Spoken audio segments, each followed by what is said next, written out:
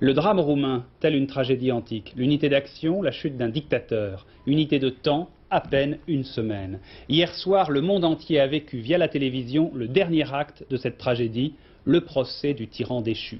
Et même si l'on en connaissait la fin, puisque la veille l'annonce de son exécution avait été faite, même si l'on savait que Ceausescu mourrait à la fin de ce procès, les images dégageaient une étrange émotion. Vous avez été très nombreux à suivre ce procès retransmis en direct par Antenne 2 hier soir vers 23 h et vous l'avez certainement senti. Il y avait la dimension humaine de l'événement, l'arrogance, mais aussi une certaine dignité du dictateur. Enfin, ce procès expéditif de Ceausescu et de sa femme pose beaucoup de questions encore non résolues. Hervé Brusini, récit et analyse. Et d'emblée, tout est dit. Chers téléspectateurs, nous allons vous présenter des aspects du procès des inculpés Ceausescu. Ce qui a été donné à voir n'est donc qu'un montage de différentes scènes. Mais d'abord, qui voyons-nous? Les Ceausescu, bien sûr, et un militaire très obligeant. Un médecin aussi, au comportement clinique, et son assistant. Et le procès commence. Vous êtes en face du tribunal du peuple. Je ne reconnais aucune autorité si ce n'est celle de la grande Assemblée nationale, dit Ceausescu. Mais l'Assemblée nationale a été dissoute, le nouveau système légal est différent. Alors c'est un coup d'État, lance Ceausescu. On vous juge selon la nouvelle loi, énoncée par le Conseil du Front de Salut National, et vous êtes prié de vous mettre debout, inculpé.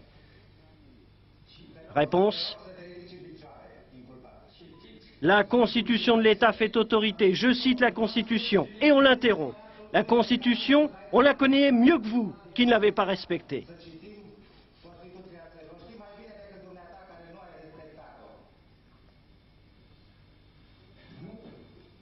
Je ne répondrai plus à aucune question.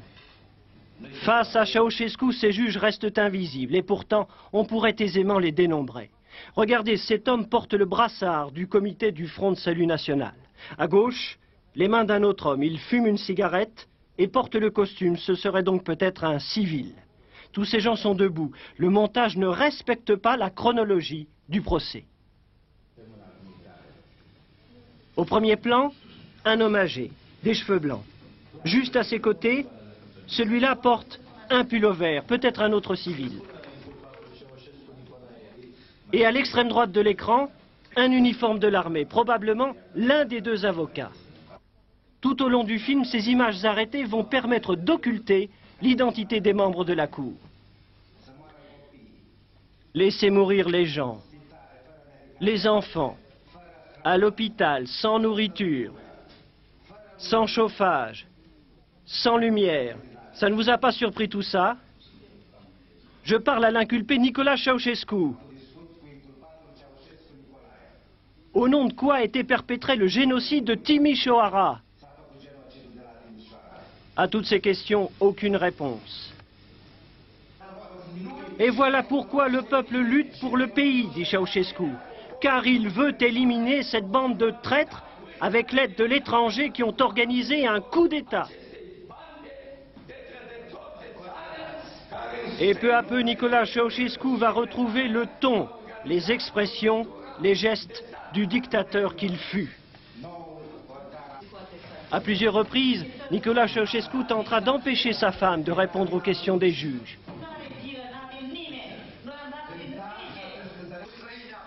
Le procureur va lui reprocher d'avoir vécu essentiellement avec des étrangers, lui, l'ardent nationaliste, et Ceausescu s'esclave. L'avocat demande que l'on supprime la peine de mort pour son client.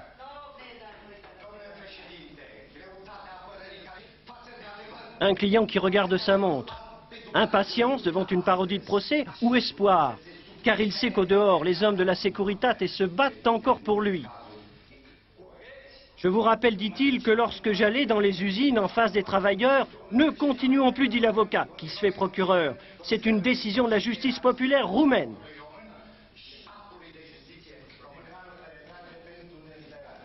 Bruit de chaise, tout le monde se lève, on va délibérer. C'est Épaulette, c'est un militaire. Retour de la cour. La sentence est définitive, dit la voix. Ceausescu a peut-être alors compris que la mort étaient vraiment proches.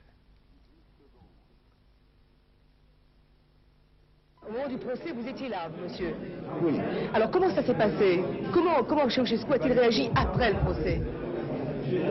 Est-ce qu'il a pleuré? Est-ce qu'il a dit pardon? Non, il a été très énergumène, mais vous pouvez voir ce soir à la télévision. C'était un dialogue de sourds. Il a refusé de nous reconnaître comme juge et il nous traitait en traître. Vous l'avez vu mourir, Ceausescu? Oui, il a été criblé par beaucoup de rafales parce que tous les soldats ont tiré avec avec un acharnement, on ne pouvait plus se retenir de haine. Il a essayé de courir? Non, mais il a été vers un mur. Et c'était dur pour lui de terminer? Je n'ai pas eu le temps, tout s'est passé complètement instantané. Vous voyez à la télévision, on n'a pas pu même filmer tellement instantané. Les soldats ne sont plus. Les soldats ont perdu le contrôle, ils ne pouvaient plus s'abstenir de tirer. De le tuer. Et c'était où ça? Je ne peux pas vous dire ça parce que cet endroit risque d'être encore peut-être le sujet d'une action de vengeance et de représailles. Est-ce que je peux avoir votre nom? Non, surtout ça. Vous êtes un militaire? Vous me trompez? Non, je suis un simple citoyen. C'était donc lui, l'homme aux cheveux blancs. Présent lors du procès, il devait en être l'un des procureurs. On l'avait vu à plusieurs reprises à la télévision, quelques jours auparavant.